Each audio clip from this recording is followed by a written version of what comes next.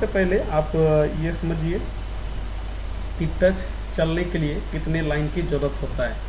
तो ये जो मैं आपको सर्किट अभी दिखा रहा हूँ ये Redmi 6 Pro का है। इसमें मैं ये सर्किट ड्रॉ किया हूँ और ये सर्किट कैसे टच काम करता है, इसमें कितने सर्किट होते हैं।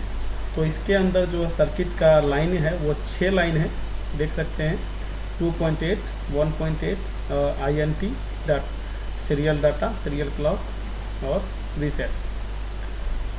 तो इसकी चेकिंग कैसे बनेगा, बहुत सारे टेक्नीशियन इसी चेकिंग में अटक जाते हैं जिससे कि वो रिपेयरिंग नहीं कर पाते हैं टच का प्रॉब्लम के लिए। कभी भी आपके पास यदि टच उल्टा पुल्टा चलने लगे या हाफ चले या फिर बिल्कुल ना चले, सबसे पहले आपको यही होता है कि उसकी पत्ता वगैरह का चेक कीजिए, कहीं से पत्ता वगैरह कटिंग तो नहीं है, उसमें कोई कार्बन वार्बन तो नहीं है, कोई लाइन मिस्टेक तो नहीं है। कि आप ये चीज़ देख लेते हैं, टच चेंज करके देखते हैं तो आपको कंफर्म हो जाते हैं कि ये बोर्ड में ही प्रॉब्लम है। तो उसकी प्रॉब्लम कैसे होगा, तो दोस्तों ये मैं आपको पूरा लाइन समझाऊंगा। यदि आपको वीडियो अच्छा लगे तो ज़रूर लाइक और कमेंट कीजिएगा, शेयर कीजिएगा, और अच्छा लगे तो ज़रूर कमेंट कीजिएगा ताकि मैं नेक्स्ट वीडियो आपके लिए जल्दी लेकर के आऊँ।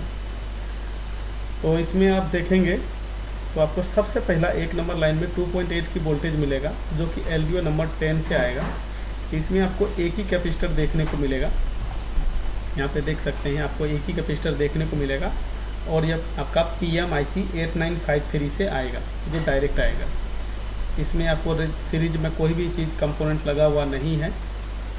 इसके बाद लाइन नंबर 2 में इसमें आपका जो है CTP एक 1.8 का सप्लाई आएगा।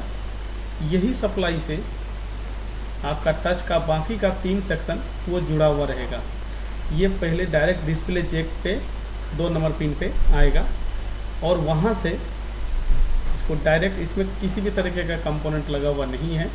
तो उसके बाद INT लाइन होता है। INT लाइन मैं आपको बता दूं, INT लाइन टच का डिटेक्शन को शो कराता है CPU से, और इसकी सप्लाई जो है पावर IC से ही आता है, लेकिन ये डिटेक्शन आपका टच से घूम के यदि ये CPU तक जाता है तो CPU ये समझता है कि आपके फ़ोन में टच लगा हुआ है। तो INT लाइन होता है, ये आपका टच का डिटेक्शन के लिए होता है। उसके बाद सीरियल डाटा, सीरियल क्लॉक होता है, यानी कि एक क्लॉक होता है, एक डाटा होता है। डाटा के रूप में क्या होता है, जैसे कि आप कोई भी फंक्शन यूज करते हैं, जैसे गैलरी ओपन करते हैं, फ़ोन सेटिंग ओपन करते हैं, कोई भी सेटिंग आप ओपन करते हैं, उस दौरान आपको यही लाइन से CPU को कमांड पहुंचता है कि ये आप क्या टच पे वर्क कर रहे हैं। तो सीरियल क्लॉक, सीरियल डाटा, इसमें पुल अप रजिस्टर को यूज किया जाता है। पुल अप रजिस्टर इसमें 2.2K का यूज किया जाता है। ये ज़्यादातर 100 में से 99% हैंडसेट में यूज किया जाता है पुल अप रजिस्टर को I2C लाइन के अंदर। यहाँ पे देख सकते हैं I2C लिखा हुआ है, I2C लाइन के अंदर। तो यहाँ पे रजिस्टर के इधर वाले साइड से ये आपको 2 कनेक्शन लेकर के ये CPU में चला जाता है और इस रजिस्टर, पुल अप रजिस्टर के माध्यम से 1.8 का सप्लाई आता है जो कि PMIC से आता है, वो LDO का सप्लाई होता है। कई हैंडसेट में ये 1.8 की सप्लाई बाहर LDO लगा करके दे दिया जाता है।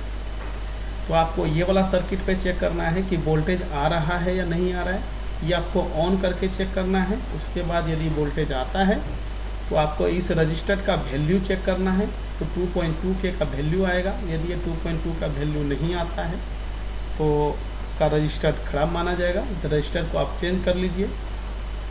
उसके बाद एक होता है रीसेट।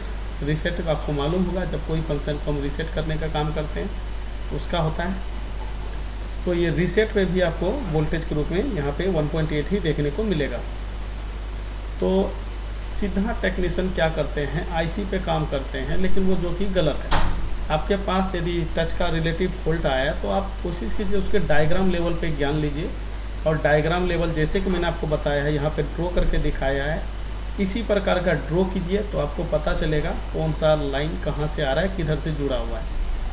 तो इसमें सबसे ज़्यादा जो ख़राब होने वाला चांसेस होता है, मैं अपनी एक्सपीरियंस के आधार पर यदि बताऊँ, कि आपका I2C लाइन ही सबसे ज़्यादा गड़बड़ होता है, जो कि पुल अप रजिस्टर 2.2K का रजिस्टर लगा होता है। ये वाला।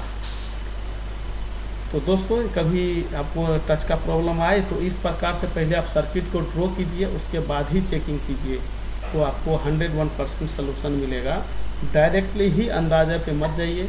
यदि आपको ऐसा लगे कि यहाँ पे वोल्टेज प्रॉपर है, 2.8 आ रहा है, 1.8 आ रहा है, इसकी रजिस्टर का वैल्यू ठीक है और इस पे वोल्टेज भी ठीक है, तो आप जा कर के CPU को रिवॉल्व कीजिए, क्योंकि हो सकता है कि इसकी बॉल CPU से किसी प्रकार से डिस्कनेक्ट हो चुका होगा, जिसके वजह से टच नहीं चल रहा है। तो आप इस प्रॉब्लम में यहाँ पे काम कर सकते हो। तो इससे आपको 100% चेकिंग आ जाएगा।